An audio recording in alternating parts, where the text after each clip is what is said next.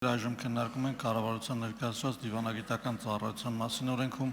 փոփոխություն կատարելու մասին եւ կից ներկայացված օրենքների նախագծերի փաթեթը առաջին ընթերցմամբ ընդունելու մասին հարցը։ Հիմնական զեկուցող արտաքին գործերի նախարար Արարատ Միրզոյան։ Համեցեք, պարոն նախարար։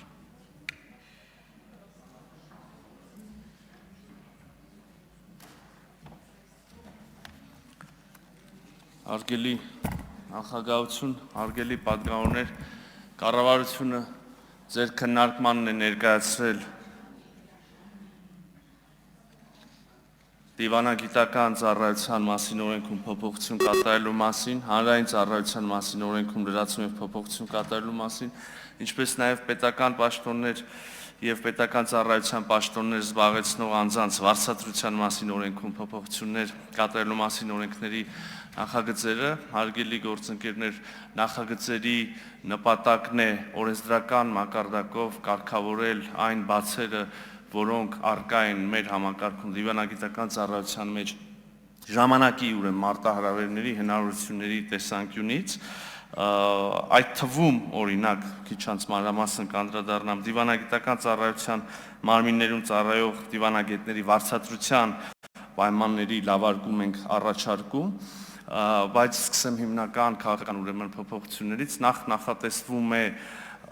դիվանագիտական գրասենյակի ստեղծման իրավակարգավորում, այսինքն լինում են երկրներ, որտեղ ֆինանսական կամ որևէ այլ նպատակարար չի դիտվում բացել ամբողջական դեսպանություն,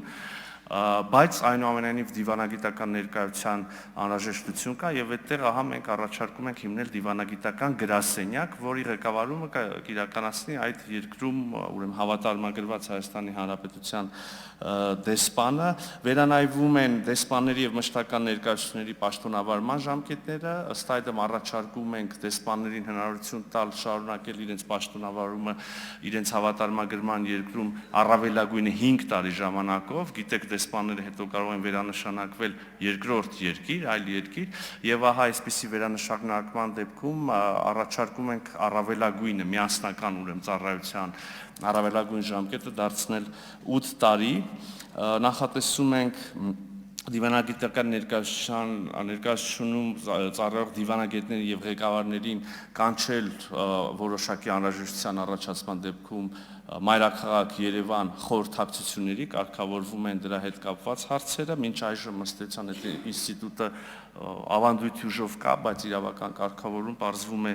չկար, հստակեցվում են դիվանագետների կադրերի ռեզերվում գրանցվելու ժամկետները, բավականին էական փոփոխություն է կանում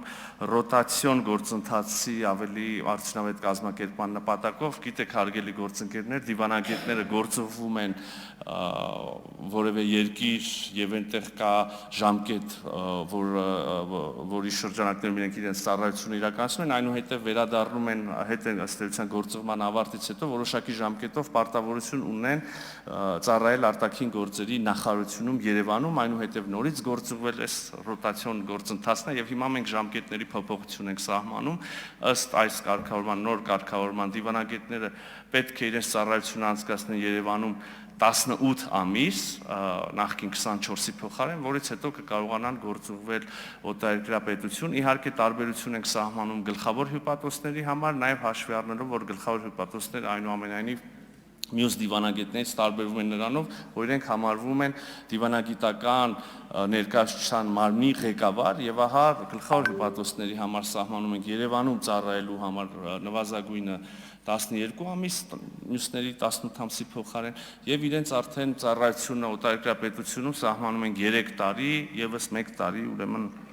երկարացման հնարավորությամբ կարգավորում ենք կարճաժամկետ գործողումներին առնչվող հարցերը, նաև որոշակի ես նշեցի ֆինանսական ուրեմն կոմպոնենտ կա օրենքների այս նախագծերի փաթեթում, նախ գործող կարգավորման մեջ կա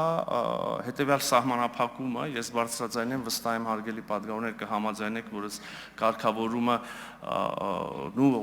ժամանակի առումով սպառել է իրան առնվազն, եթե չասենք, որ ի սկզբանե անարդար է եղել, համակարգում կան դիվանագետ ամուսիններ, շատ չեն, բայց ունենք, եւ ահա երբ որ դիվանագետ ամուսինները երկուսն էլ գործողվում են օտարերկրյա պետություն ծառայության,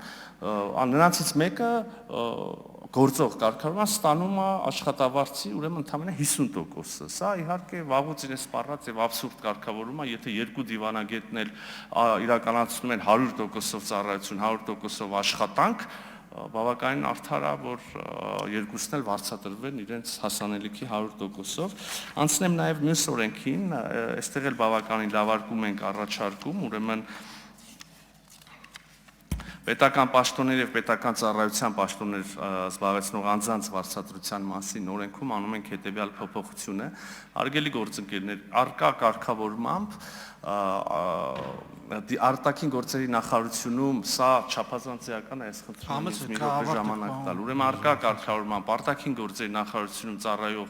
դիվանագետների վարձատրությունը կարգավորվում է օրենքով, որը ես քիչ առաջ նշեցի, մինչդեռ օտարերկրյա պետությունում ծառայող դիվանագետների աշխատավարձը սահմանվում է կառավարության որոշմամբ եւ ահա այսպիսի մի իրավիճակ ունենք։ Ես բերեմ օրինակ առաջին քարտուղարի օրինակը, Երևանում արտաքին գործերի նախարարությունում դիվանագիտական ծառայություն իրականացնող դիվանագետը ենթադրենք առաջի քարտուղարը եւ կա բնականon աճի օրենքով կարգավորված հնարավորություն, ասենք առաջի քարտուղարը կարող է ստանալ 267,000 դրամից մինչև ասենք 366,000 դրամ, մինչդեռ նույն առաջին քարտուղարի աշխատավարձը կառավարության որոշմամբ օտարերկրյա պետությունում ծառայող առաջին քարտուղարի աշխատավարձը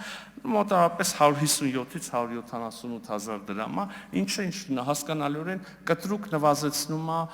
օտարերկրյա պետությունում ծառայության գրավչությունը առհասարակ, ել չասեմ, որ կան հարակից էֆեկտներ, ասենք օրինակ այդպիսի մարդիկ չեն կարողանում իրենց թույլ տալ օգտվել, ասենք երկրամտահարկի վերադարձի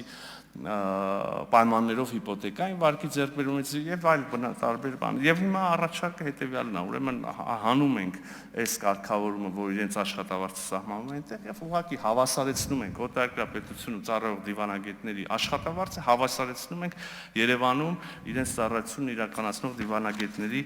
աշխատավարձին, եթե կարճ այսքանը շնորհակալ եմ։